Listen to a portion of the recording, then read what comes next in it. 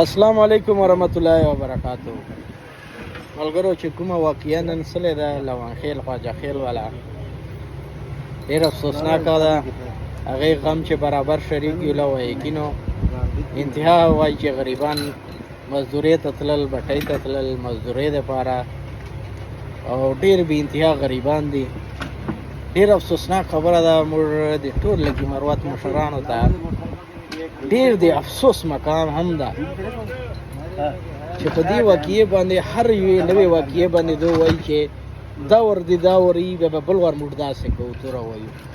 وایي وایي وقوه راځي یا دغسې زیاتی کېږي یا توره بیا یو مشر نه ووایي.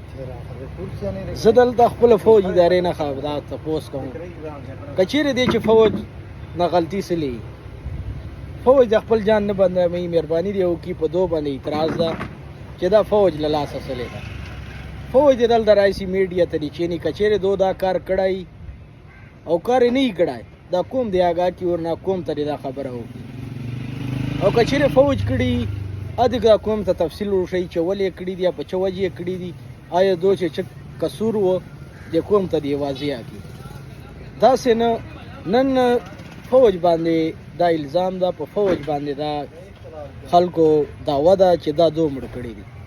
که چیرې دا فوج مړ کړي نو فوج ته پکار ده چې موږ دلته چوره ال افسران دي د فوج نمایندګي کوي، ا دې راشي دې میډیا ته دې قوم ته وښیي چې یا موږ کړي دي یا موږ نه دي کړي. که چیرې دو کړي نو ا دې قوم ته وښیي، او که چیرې نه یې کړي ا دې قوم ته وښیي چې د قوم چې نن کوم خوف ته او کوم قوم په دو باندې دعوه ده دا دې قوم ته واضح کړي، دا دې هم متوجه کړي. که چیرې دو کړي یا دو ته قصوروار ښکارېدل یا دو چې څه قصور و ا دې قوم ته مخې ته چیټي، او که چیرې په دغه بېګونه سلي په انجانې چې سلي نو هغه خو بیا موږ سره حل نشته، ځکه چې دلته ډېر خلک مړه سله، مشران مړه سله، او داسې یوې نوې واقعو ته انتظار کوو. موږ تحفظ چې موږ خپلو ادارو نه نه بیا به موږ نورو نه چا نه ګیله وکړو، خو دلته دا اواز ماته نه ده. دا دلته موږ هغه مشرانو ته چې دلته خلکو پټکي په ورسر دي، موږ مروت قومي جرګه ده، دا مروت قومي جرګې ته خو موږ بلا خولې ستړې سلې، خو دا قوم اصل نمایندګان نه دي، دا د قوم خیرخوا نه دي. که چیرې قوم خیرخوا بیا نو قوم ته بیا قومي چارې کولې. نور مشران دي لکه مروت چې په کار ده چې دا قوم مشران رچیک سي او یو داسې لار وباسي چې دا قوم مخته د مسلو نه بچ سي. بار بار موږ وایو چې بار بار دغسې کیسونه کېږي یا بار بار دغسې یو وقوه کېږي، موږ بیا په خاموشه سو. نو مخته دپاره باندې یو داسې لار وباسله چې مخته داسې وقوه نه وسي.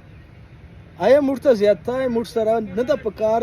که چیرې چا سره دو ادارو سره فوج سره چا زیاتی لغوي ا دې دو خپل کوي، موږ داسې نه وته یو چې تاسې ولې کوو داسې، دا دو خپل کار ده، خپله من چې د دو چې څه سره کوي دی، موږ دې چې نه وایو چې کم از کم موږ عام کس تحفظ خو په کار ده که نه، ما ته خو به لار په باسي که نه، لا چې لار لرته په باسي لا ما مړوي دغسې بېګناه، لا خو دې بیا ورته ووایي چې کډې وکړو تاسې درومو موږ دلته دا کارواییګانې کوو، لا خو دې بیا کډو ته سیخ کړي، لا خو درته ووایي چې کډې نور باندې کوي یا سله بله دغسې موږ مړوي، عام کسان مړوي، نو دا کومه یې وجه ده؟